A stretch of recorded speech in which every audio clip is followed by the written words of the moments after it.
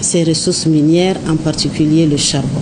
C'est dans ce cadre que s'inscrit le projet, projet structurant du complexe charbonnier de Salkadamna. C'est un projet ambitieux, intégrateur, d'une capacité de production électrique de 5200 MW modulaire.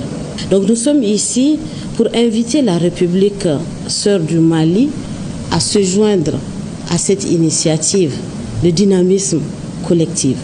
Au-delà d'un projet énergétique, c'est un engagement pour notre souveraineté, pour notre développement et pour la solidarité africaine. Son Excellence, le général Assimi Goïta, nous a assuré de son engagement ferme à s'associer à cette dynamique, à cette initiative pour relever le défi à l'instar de Burkina Faso. Les pays de l'AES et leurs voisins ont plus que jamais besoin d'initiatives novatrices, aussi bien dans le cadre humanitaire que dans celui du développement. L'énergie n'est qu'un aspect des initiatives engagées par nos dirigeants.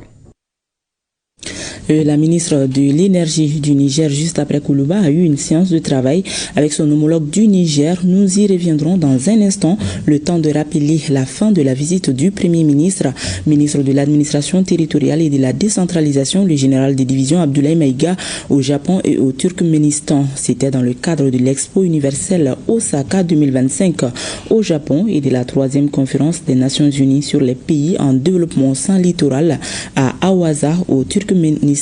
Deux événements où la visibilité du Mali et celle de l'AES se sont accrues. Le Premier ministre tire le bilan de sa mission au micro de nos envoyés spéciaux Mamari Koné et Ali Outouri. Sur l'instruction de son Excellence le général d'armée Assimi Goïta, président de la transition, chef de l'État, le Mali a participé à l'exposition universelle à Osaka 2025. Avant cette édition, le Mali a également participé à la précédente édition qui a eu lieu à Dubaï. Et globalement, l'exposition universelle sert de lieu de rencontre et d'échange de plusieurs pays, environ 150 pays et organisations, pour trouver des solutions à des défis qui intéressent toute l'humanité. Le Mali, à l'instar d'autres pays, a pleinement joué son rôle. Apporter des solutions sur l'une des problématiques à laquelle l'humanité fait face, à savoir la question environnementale. À côté, nous avons également organisé un business forum entre les opérateurs économiques maliens et les opérateurs économiques du Japon.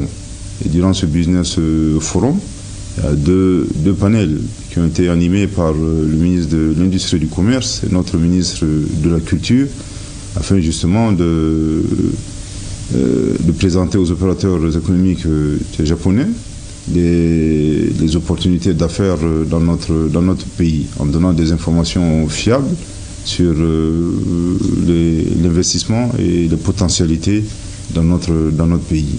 Nous avons également rencontré la communauté malienne établie au Japon, ce qui est une instruction du chef de l'État. Chaque fois que l'occasion se présente, lorsque les membres du gouvernement sont en mission, il leur a été demandé de rencontrer la communauté malienne pour leur donner des nouvelles du pays et ensuite prendre note des préoccupations auxquelles ils font face.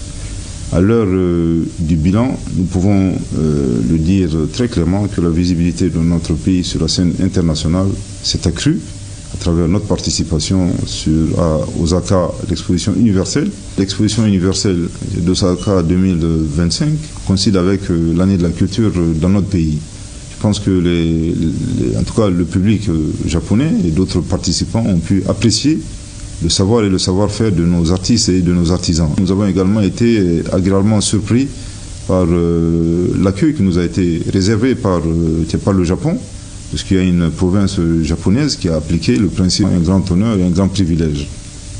Et bien entendu, au cours de cette conférence, pas seulement le Mali, je pense que les chefs d'État de la Confédération de l'AES, en plus de son Excellence le général Goïta, donc son Excellence le capitaine Ibrahim Traoré, et son Excellence le général d'armée Abdourahmane Tchani ont convenu de faire un discours unique dans lequel la Confédération de l'AES a eu l'occasion de dire au reste des pays en développement sans littoral leur vision et surtout les difficultés qu'ils ont traversées. Ensuite, l'occasion était bonne de discuter des voies et moyens pour trouver des solutions aux problématiques que connaissent les pays sans littoral, notamment les coûts d'approche élevés, les questions d'approvisionnement, des questions d'infrastructure.